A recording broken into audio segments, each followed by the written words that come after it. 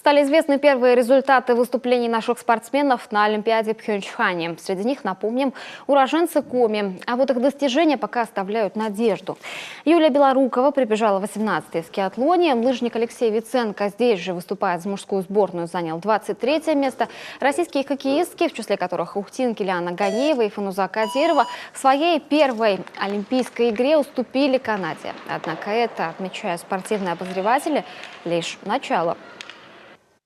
Очень здорово, что сборная пришла на матч женской сборной и поддержала наших девчонок в матче с Канадой. Понятно, что Канада сильнее сейчас, и мы уже не проигрываем 10 шайб, все-таки прогресс есть. Вообще для наших девчонок все впереди.